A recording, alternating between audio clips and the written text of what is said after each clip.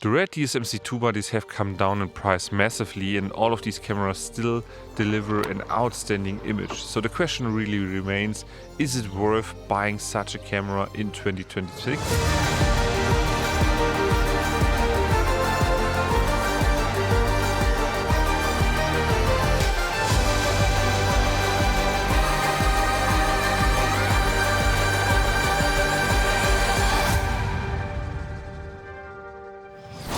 So I've been shooting on RED cameras since 2018, and I personally never had any issue on any of the sets that I've worked on with the reliability on the RED camera. And also in my personal projects, short films and everything that I shot with my RED Dragon, there was never ever any issue with this camera. And even from the friends, fellow filmmakers that I have also owning a RED DSMC2, they also never had an issue. But there still is like kind of this stigma attached to RED that they're kind of unreliable. So personally, I never had any issues with that, and I use my camera in every circumstances possible: snow, rain, hot desert environment, and it always worked like a charm. So the image quality of these cameras is still amazing. I personally can speak for most of the part for the RED Dragon sensor, which is the camera that I own, but also Gemini and all the other sensors are fantastic sensors to choose from. So depending on what scenario you want to shoot in, what are your requirements from resolution, frame rates and everything like that. So there's a perfect sweet spot, I would say. Personally, the RED Dragon, the image quality is just outstanding. I feel like it has like, and I hate to say this word, like a filmic texture to it. So they don't look digital. The color science is amazing. Highlight roll off. So you have all the frame rates to choose from, and it really makes fun to work with this camera.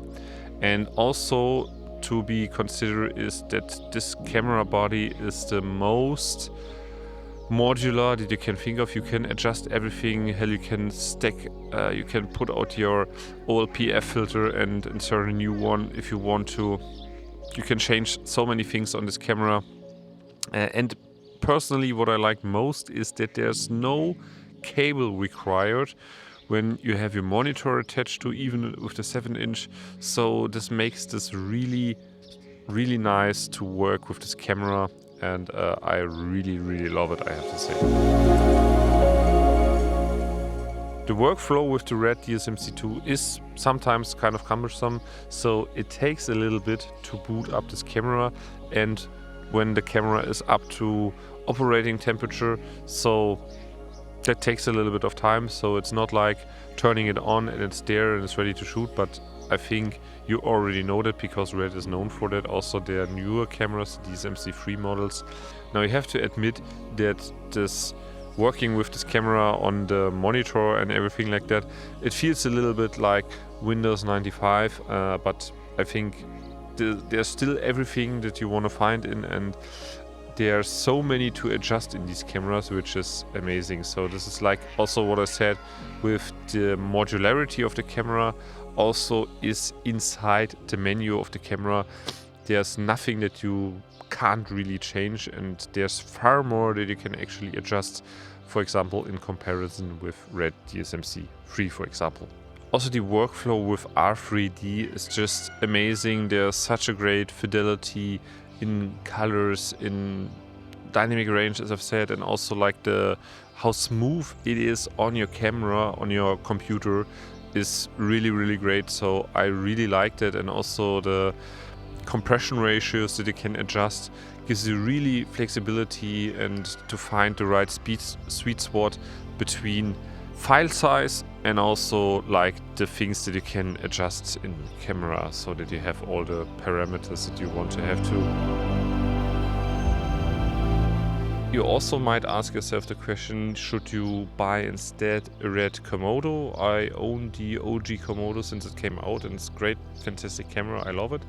It has a little bit more of a modern image compared to the Dragon, but the image is still fantastic and I like it. But talking about from the body itself, the DSMC2 bodies are like proper ACAM bodies, so there's everything that you want to have, like your SDI, your HDMI, so everything that you have something for outputting. You have also good space on the camera to rig things on, to rig it out, to make it smaller, and so on and so forth. First of all, I would go into RED Facebook groups, or there are also some related Facebook groups for selling and buying gear and stuff like that. So I see there all the time RED DSMC2 bodies, and yeah, that is probably the first go-to where I would buy such a camera. Also, you can go to eBay, or even I think like places like MPB where you can buy those cameras. Personally, I would look into how many hours has the camera on the body.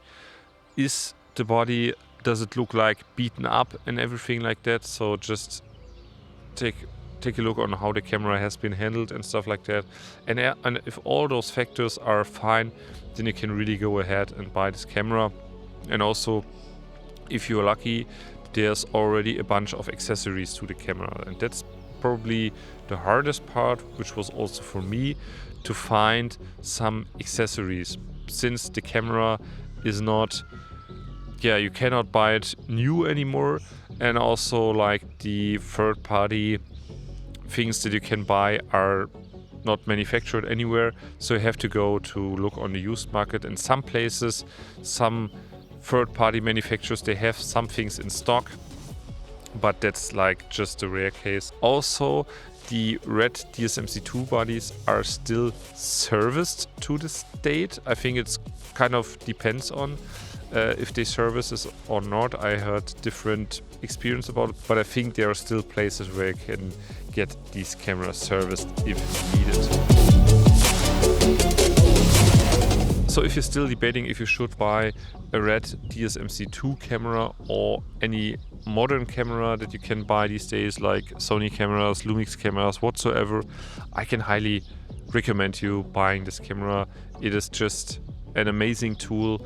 It will last you for the next decades if you want to, and I personally think that the DSMC2 body is my favorite body, because you can adjust so many things. On the DSMC3 bodies, there's more like everything is more uniform, more streamlined, and there is less that you can adjust in the camera. So you have more flexibility, I think, with the RED DSMC2, and yeah, it is just fun to work with this camera actually. I really hope this video was helpful to you. If you still have any question, you know the game, just drop them down in the comments below. And I'm gonna see you in my very next video, and also check out the other videos that I made about my Red Dragon. So there's probably some other insights for you as well. See you there.